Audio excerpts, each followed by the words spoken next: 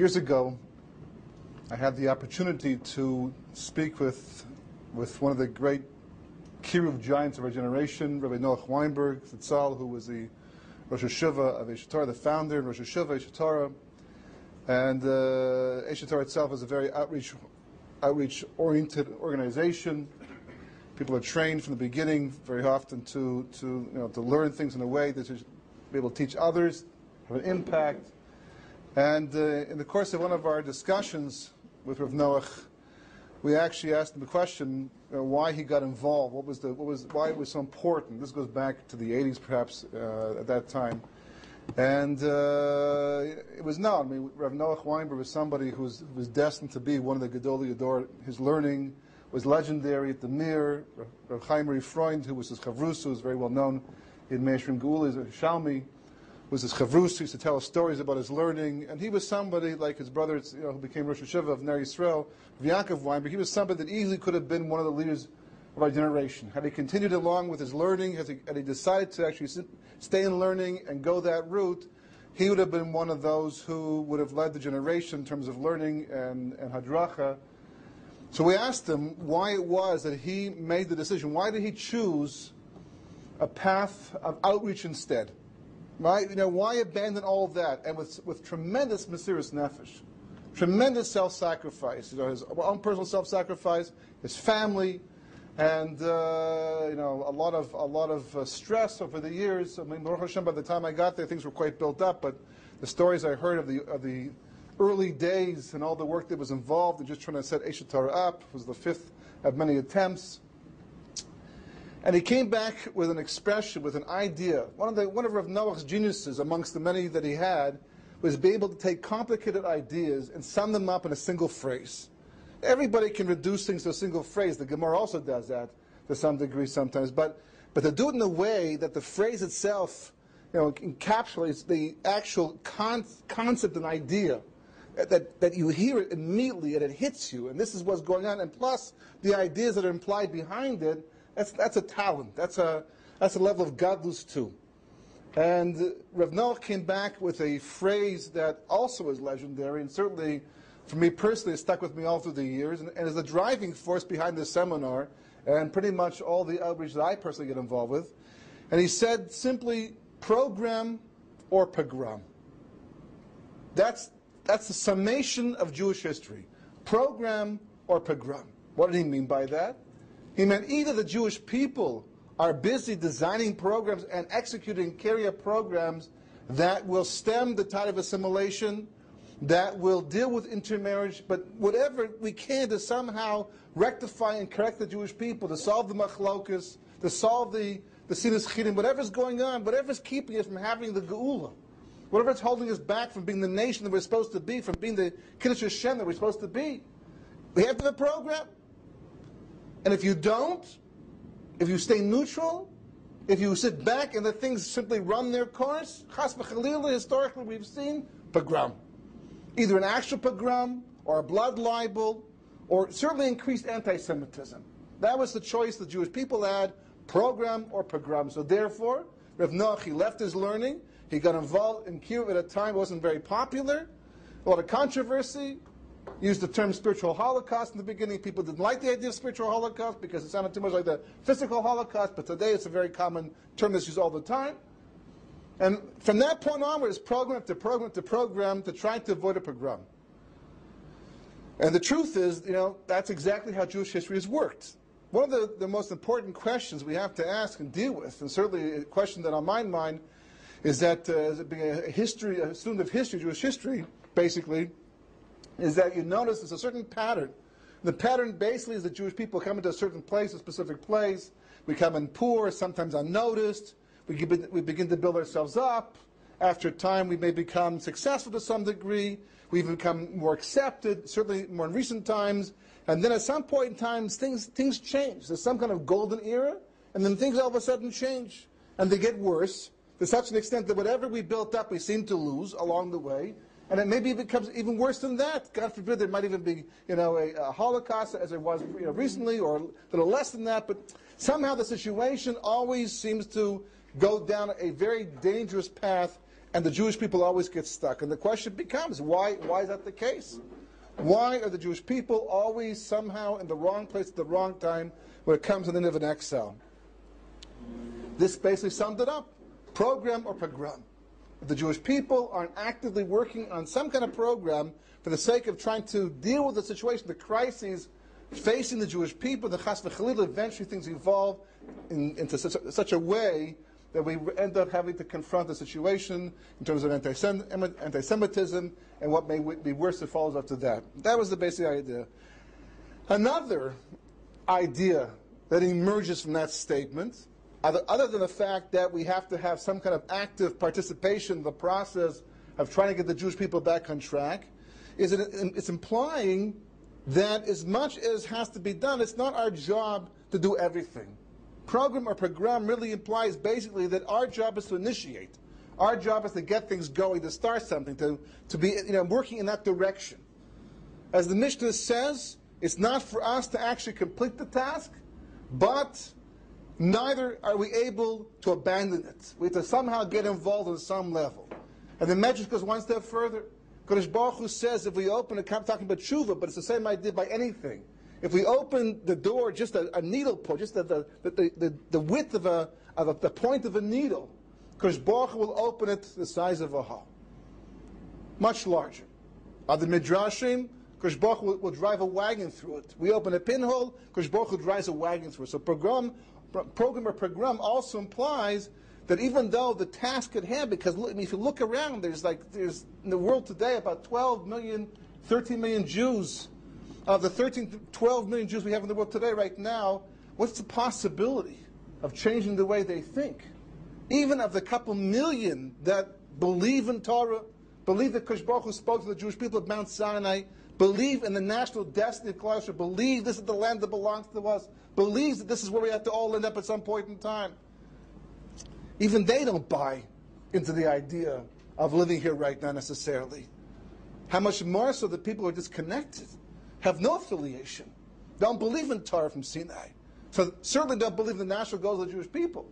So, are we taking on a Herculean task? We're trying to accomplish something that's way beyond the scope of any organization to be able to achieve, to accomplish. So the Medrash tells us that's not our business, that's not our job. Because L'maisa, when it comes down to it, Kodesh Baruch Hu says, initiate. Get a program going. Start it off. Do something. Show that you care. You do that part, I'll take care of the rest. I'll take care of the rest. Another idea that's also the basis of this seminar, and any program that's similar to it probably, is that I once also heard Rav Noach when he was speaking at it was actually a Sheva Brochus for one of the students of Eshet Torah, and when it came to Rav Noach, everything he spoke about, his whole mind was into Kiruv completely, that wherever he was, whatever the topic was, somehow it always came back to Kiruv Rachokim at some point in time. Speaking at a Sheva Brochus, and he made the point, he was talking about how the fact that he was once at a family simcha, a family get-together, and at that get-together, they once came from Slumber Hasidim. Rav Noach himself and Rav Yaakov, his brother, were no longer Hasidim, but they had relatives still. They were Hasidic at the time.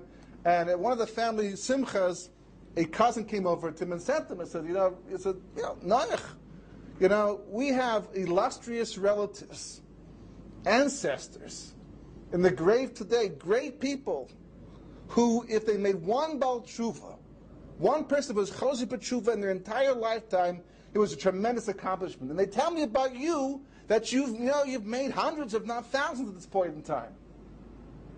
So Rav Noach, being the humble person that he was, came back with a mashal. He said, let me give you a mashal. I'll give you an analogy of what's going on over here, why I'm so successful at what I'm doing right now. He said, imagine a person gets off the boat from Europe. He comes from Europe, it's not familiar with modern-day business practices. He gets off the boat, is walking downtown New York, and he looks down the end of the street. What does he see? This big, huge load of bricks in the air, moving from one place to another place, with the foreman hand underneath it, one hand, and he assumes this guy's carrying this entire load of bricks with one hand.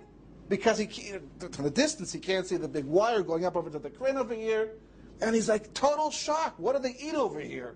What do they feed these people? How is it possible for this person? And two hands, but one hand yet. So after he recovers from the shock, he runs down to the end of the street to ask this person what he had for breakfast this morning, how he became so strong.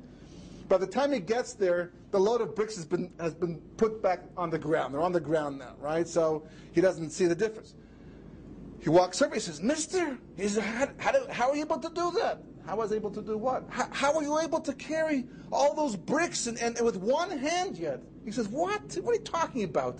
He says, I saw it from down the street. It was like incredible. You had your hand underneath and all these bricks in the air, and then you put them down. It's like, how are you able to accomplish that? From where I come from, it's impossible. So finally, the foreman, realizing this person's a foreigner, didn't understand what was going on. He laughs for a moment or two, and he finally says, "Nah, you don't understand what happened over here. Let me explain what happened over here, okay? You see this big, huge wire attached to the stones. It goes up to that metal bar and goes across. This thing, this big, huge crane, this carried the stones. This carried all the bricks, all the cement, all the heavy packages. I put my hand underneath it. It looked like I was carrying it, but I was literally, just tagging along over here. But it looked as if I was the one carrying it." So if Noach said the same thing is true in every generation of the successes a person can have. When our ancestors, he was telling his cousin, had to make Bali Tshuva, tried to make Bali Tshuva, it was Haskalah, it was a different period of time. The world was evolving. It was not the period of history that Kosh Baruch was making Bali Tshuva. So therefore, to make one was a superhuman effort. He said, but today, Kosh Baruch Hu, this is the time. He gives man. Kosh Baruch Hu wants Bali Tshuva. He wants people to come back to rediscover their heritage from thousands of years. This is the time he's doing it. And he's asking everybody who wants to put their hand underneath the load and make it look as if they're the one carrying it. I happened to stick my hand under the load. I was the one who came along and decided to get involved in Kiruv at a time that the Kosh Baruch Hu was already involved in Kiruv v'chokim. So therefore, it looks as I'm being successful doing all of this. It's not just Kiruv. It's different. Every generation has a different opportunity. Every generation basically has a different challenge and possibility that you can get involved with. So it seems, there's still Kiruv going on, Baruch Hashem. It's non-stop and people are always involved, but ever since the end of the 90s, the 2000s, money dried up. The program is diminished to some degree.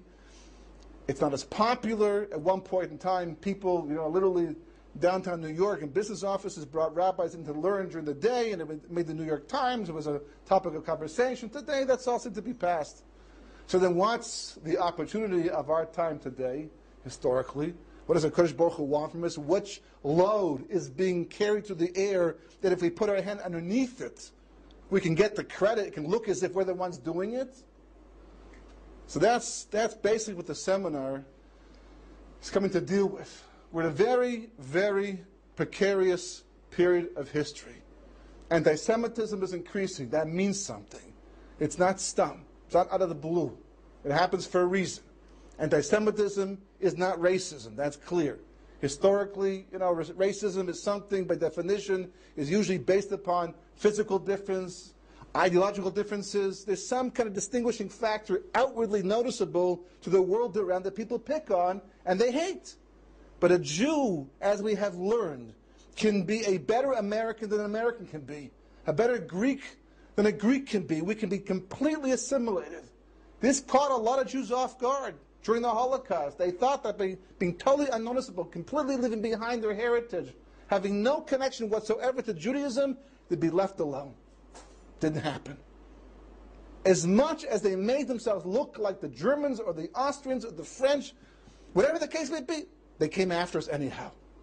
They brought everyone together anyhow in the concentration camps. Anti-Semitism means something. It's a message. Question is, what's that message? When does it happen? Why does it occur? Because the bottom line, the subtitle of this seminar, right, is a seminar that's designed specifically to help us mitigate the impact of anti-Semitism. That's what we want to do. The exile has to come to an end at some point in time. It has to. That's the emunah we have. That may not be real to us. We may not be accustomed to the idea because we've been exiled for so long, but it has to come to an end at some point in time. When it comes to an end, the question is going to be, How's it going to end? With anti-Semitism, the way it's always ended in the past? Or can we soften that landing? Can we actually transition in a more smoother phase? The Gemara addresses this issue. The Gemara says in Sanhedrin, brings two mimers, actually a whole series of mimers, but about two contradictions. One contradiction, the Gemara says, the Pasuk says, the Kosh Baruch Hu says, actually, just read the actual verse itself. It's important with the Gemara. The Gemara says, Rabbi Alexandri said, Rabbi Shua ben Levi raised the following contradiction. It says, the smallest shall become 1,000-fold, and the youngest a mighty nation. I am God in its time, B'ita.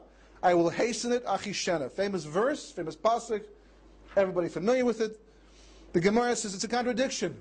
On one hand, the pasuk seems to imply that the Geulah will come at the last possible moment, at a predestined moment in history. Yet the end of the verse refers to Achishena, which means I will hasten it. The Talmud says it's a contradiction. How can you hasten a moment that's fixed in time? So the Gemara says, if they merit it early, and if they do not merit it in its time, meaning that the Jewish people are zoich, if they merit, they do the proper thing, whatever that might possibly be, we can speed up the Geulah. We can hasten it. If we don't, the Gemara says, it's going to come at the last possible moment. My nafkamina. What difference does it make? So it comes to the last possible moment. There's many people today who wouldn't mind that. As far as they're concerned, Mashiach would be a great inconvenience. There's still, the Western world's still going on. Some people are still making money. Some people are still successfully living good, happy, comfortable lives. Mashiach kind of would be a monkey wrench in the whole system. So therefore, what's the nafkamina? The Gemara says again, Rabbi Alexandri said, Rabbi Shua ben Levi raised the following contradiction. It says, behold, like the clouds of heaven came one like the Son of Man. That's from Daniel, talking about Mashiach in the future. It is also written, lowly and riding upon a donkey, a pasuk from Zechariah. It's a stira. The first one, the contradiction is that he came in a dignified way with the clouds, in a very mechubadik type way. Then the pasuk, the verse from Zechariah seems to imply lowly and riding on a donkey, a very undignified way. Anti-Semitism, the war of Gog and Magog, all the things you read about the Chumash Tanakh, we're not looking forward to. The Gemara answers once again, if they merit it, he will come like the cloud with the clouds of heaven. But if they do not merit it, he will come upon a donkey. Meaning, once again, what's the practical difference? Whether he comes Achishena, whether he comes B'ita, what the world will look like in advance of his arrival. What the Jewish people will be undergoing as we transition from this period of history to the period of Mashiach. That's the difference. And we've seen in the past, and we've read in Tanakh, what that can look like. So the grasp of the following thing. We find that every appointed time can be shortened by half of its time, and this is the intention of the verse because the appointed time has come. One of the most famous psukim to do with Geulah in Tehillim is Atata kum v'tarchem Tzion. Because Baruch you will get up and you will show mercy on Tzion. Ki eisech nekiva moed, because the time to show her favor. Tzion, Eretz Yisrael, the Jewish people, the time will have come. Kiva moed. That's what the verse says. So he says, what does that verse mean? That it means that we don't need to go to the appointed time. What is kiva moed? The appointed time will have come. It means rather the appointed time can come to us after the fulfillment of what? The second verse. The next verse says, Ki ratzu of dechas of neha v'safrayichenenu. Because your servants, they want her stones, they cherish her dust. So therefore he says, it will be completed in mercy. As it says at the beginning of the verse, you will arise and show mercy to Tzion. So he says the Medrash says something similar on the verse, and a Redeemer will come to Tzion, which we say in davening, that the arrival of Mashiach depends upon the building of Tzion. From that, we see that it's important to be proactive. If you go back over the history of the last couple thousand years, you see all the disaster. We're told Mashiach can come early. We can hasten the redemption. We can soften the blow. We can mitigate anti-Semitism. What does it depend upon? Says the Medrash, says the Gra, says the Gemara itself, depends upon the building of Tzion. The question is, what does that mean?